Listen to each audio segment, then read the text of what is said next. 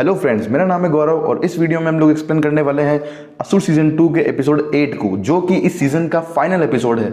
और अगर आप लोगों ने एपिसोड 1 से लेकर 7 के एक्सप्लेनेशन को नहीं सुन रखा है तो आप लोग मेरे चैनल में जाके एपिसोड 1 से 7 तक के एक्सप्लेनेशन को सुन सकते हैं, जिनको मैंने एक सेपरेट अलग अलग वीडियो में बना रखा है।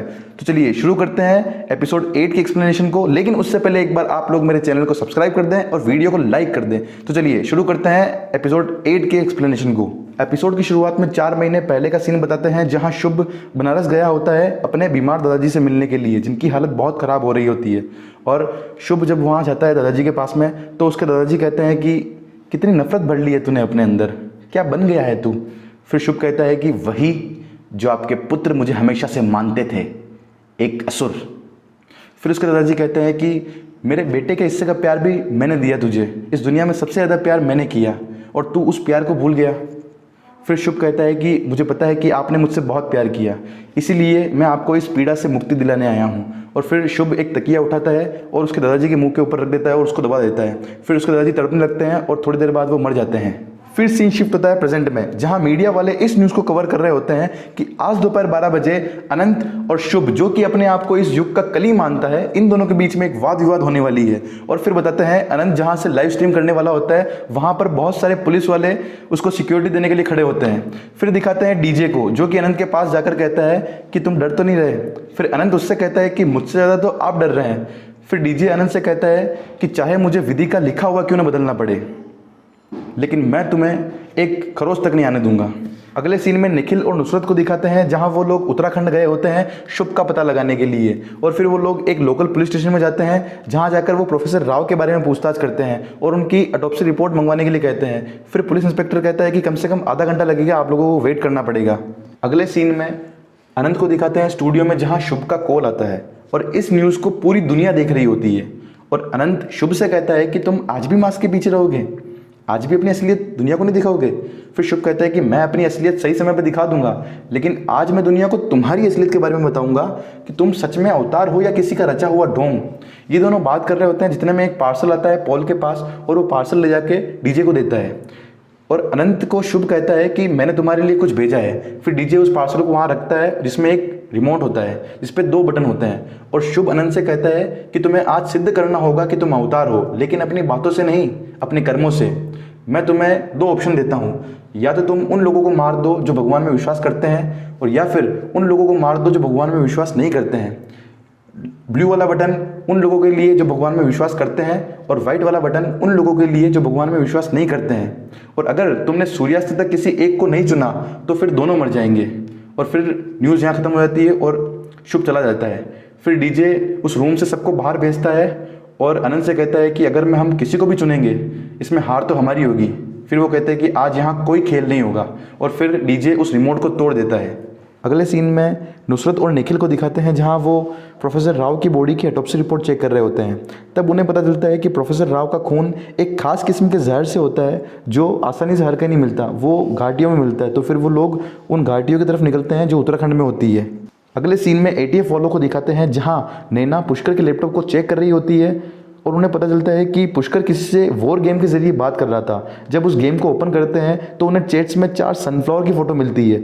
उन सनफ्लावर को सही तरह से जूम करके देखते हैं, जिसमें पता चलता है कि इसमें कुछ पार्ट्स मिसिंग है, जो एक तरह का कोड होता है। उन कोड को नोट करके वो ट्रेस करने की कोशिश करते हैं, तो उन्हें 2 लोकेशन मिलती है।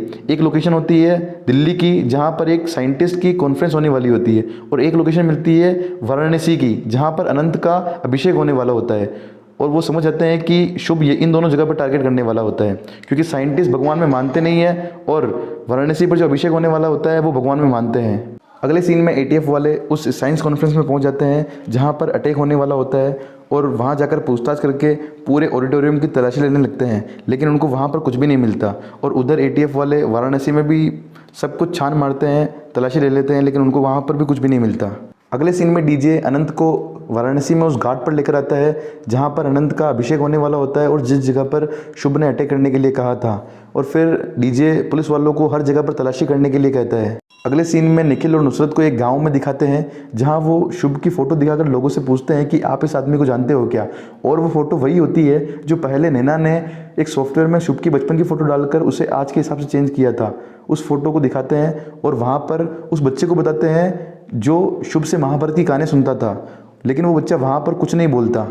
फिर सीन शिफ्ट होता है वाराणसी घाट पे, जहाँ पर अनंत का अभिषेक हो रहा है और शुभ आता है वहाँ पर और कहता है कि अब सिर्फ 30 मिनट बाकी है सूर्यास्त में, लेकिन तुमने अभी तक चुनाव नहीं किया।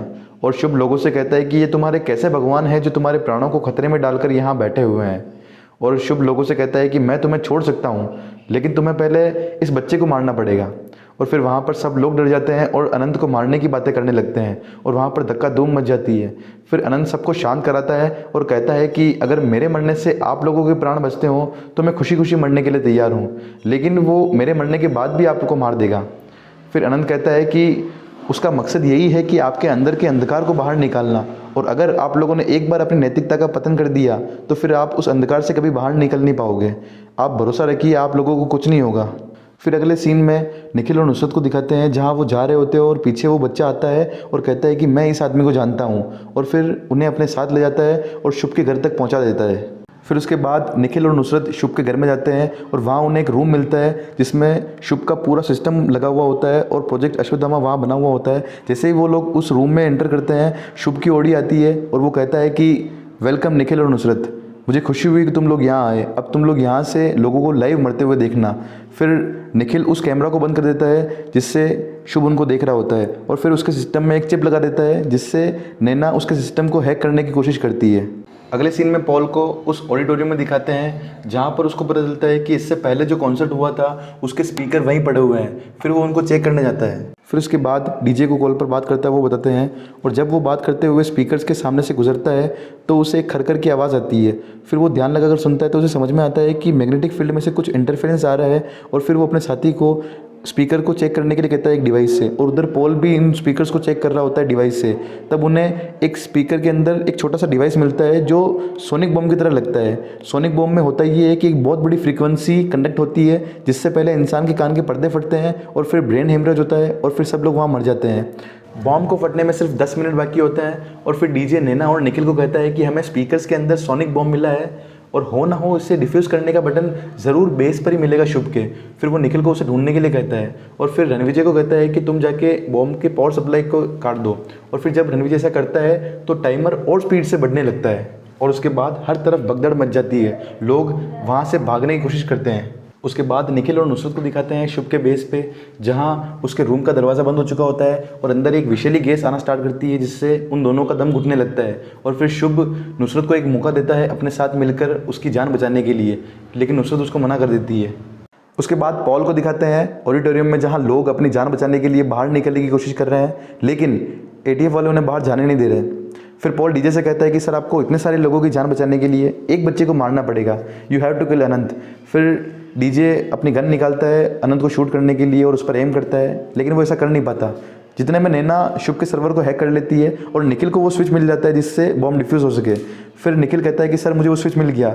फिर डीजे अनंत को नहीं मारता है और डीजे एक प्लान बनाता है शुभ को पकड़ने के लिए, और निखिल से कहता है कि जब तक मैं ना कहूँ तब तक तुम बॉम्ब को डिफ्यूज़ मत करना, ये सोनिक बॉम्ब है, वैसे भी 10 सेकंड तक किसी को कुछ नहीं होगा।